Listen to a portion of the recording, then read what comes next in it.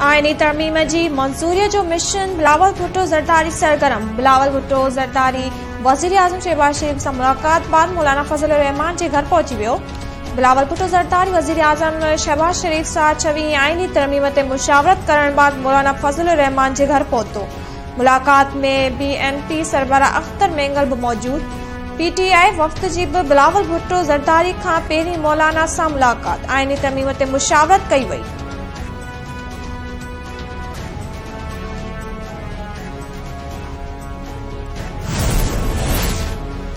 छवीं आईनी तरमीम की मंजूरी हुकूमत लाइ चैलेंज बणियन काबीना ऐं सेनेट इजलास जो वक्त 30 तब्दील। वफ़ाक़ी काबीना जो इजलास कुछ देर में थियण जा इम्कान। सेनेट जो इजलास हाणे 3 वॻे बदिरां शाम 6 वॻे थींदो। क़ौमी असेंबलीअ जो इजलास भी रात 7 वॻे थींदो। वफ़ाक़ी काबीना जे इजलास में 6वीं आईनी तरमीम की मंजूरी वरिती वेंदी, जंहिं बाद मसवदे खे मंजूरी लाइ सेनेट में पेश कयो वेंदो। सेनेट में मंजूर थियण बाद आईनी तरमीम क़ौमी असेंबलीअ में मंजूर कराई वेंदी।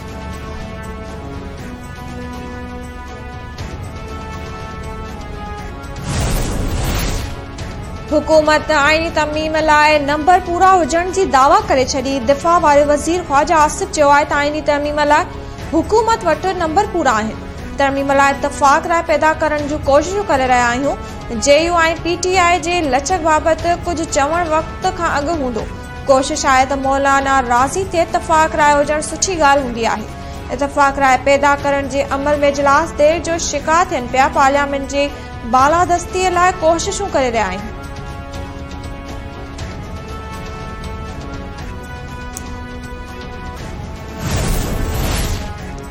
नायब वज़ीर आज़म इसहाक़ डार जो इतिहादी सेनेटर्स जे मान में मांझांदो। वज़ीर आज़म शहबाज शरीफ भी शरीक। आईनी तरमीम ते इतिहाद सेंटर्स के एतमाद में वरितो वियो।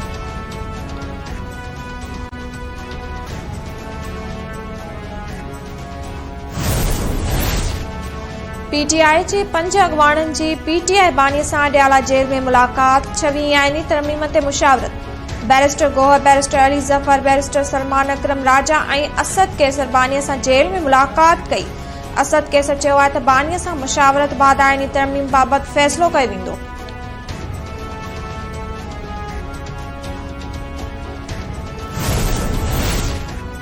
हुकूमत मर्ज़ीअ जे फ़ैसिलनि लाइ आईन सां हथ चरान करे रही आहे। ॿुधायो वञे त पार्लियामानी कमेटी जो मंज़ूर कयल मसवदो किथे आहे। जमात इस्लामी जे अमीर हाफ़िज़ नईम चयो आहे त बदकिस्मतीअ सां अवाम जो अदालती निज़ाम ते एतमाद नाहे रहियो। आईनी तरमीम जो वक़्त मुनासिब नाहे, रद्द कई वञे।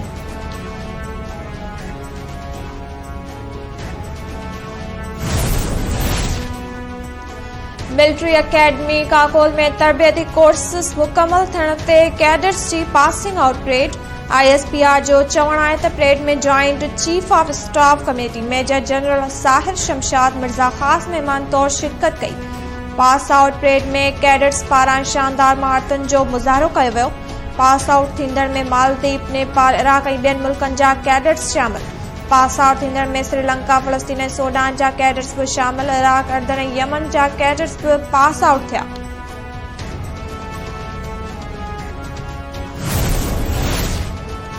सिंध हाई कोर्ट ग्रेड 1 खां 4 ताईं भर्तियुनि बाबति दरख़्वास्त ते सिंध हुकूमत ऐं MQM खे जवाब दाख़िल कराइण लाइ आख़िरी मोहलत ॾेई छॾी।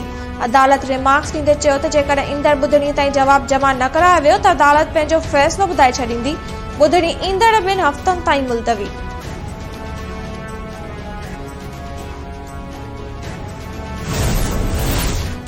सिंधु दरिया ते 6 नवां कैनाल ॾियण ख़िलाफ़ कराची मां निकितल बेदारी मार्च 8 मार्च सजावल ॾांहुं रवानो। ज़ैन शाह चयो आहे त कोटड़ी डाउन स्ट्रीम में पाणी न छॾण सबबि सिंध जी सामूंडी पटीअ जी 40 लख एकड़ ज़मीन समुंड ॻिड़काए वियो आहे। नवां कैनाल ठाहिया त सखर ऐं गुडू बैराज भी मुतासिर थींदा ऐं सिंध भड़भांग थी वेंदी।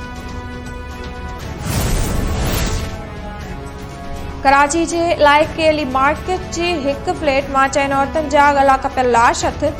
मक़तूल अलीना, मदिया, आयशा ऐं शहनाज जा लाश अस्पताल मुंतकिल। पुलिस घर जे मर्दनि खे हिरासत में वठी छॾियो। पुलिस चयो आहे त बिलावल अली ऐं फारूक खान जांच कई पई वञे। इब्राहिम हैदरी थाणे जे हद में भाउ हथां भाउ क़तल। कंध कोटवे जो तेगाणी गैंग ऐं नवाब जागीरानी गैंग जी सहूलतकारीअ में मुलविस हिकु जवाबदार गिरफ़्तार। पुलिस चयो आहे त सलीम जान जागीरानी खे गिरफ़्तार कयो आहे। जवाबदार धाड़ेरनि जो सहूलतकार ऐं भत्तो वसूल कंदो हो। गिरफ़्तार जवाबदारनि खां वधीक जांच जारी आहे।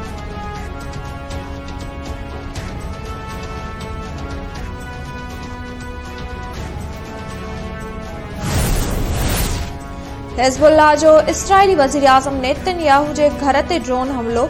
इस्राईली मीडिया हमले जी तस्दीक कंदे चयो आहे त हिज़्बुल्लाह जे हमले में नेतन्याहू जी ज़ाती घर खे नुक़सान पहुतो आहे। नेतन्याहू ऐं संदसि घर वारी घर खां ॿाहिरि हुअण सबबि महफ़ूज़ रहिया। मुतासिर इमारत नेतन्याहू जो ज़ाती घर आहे।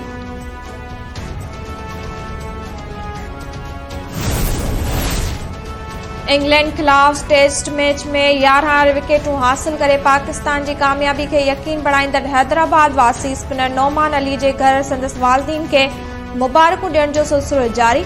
वालदीन पारां पुट जी शानदार कारकर्दगीअ ते ख़ुशीअ जो इज़हार कयो वियो।